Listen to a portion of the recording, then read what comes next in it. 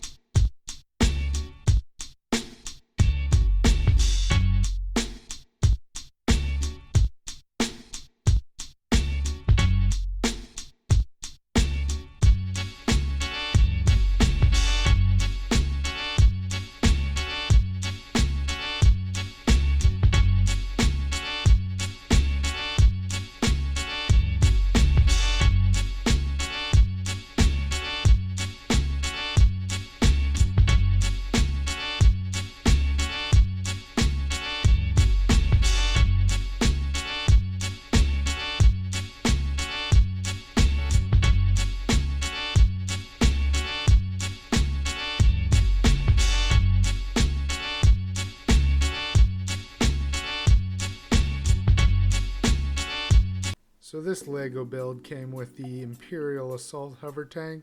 It also comes with two of the Imperial Hovertank Pilots, along with the character Chirrut Imwe.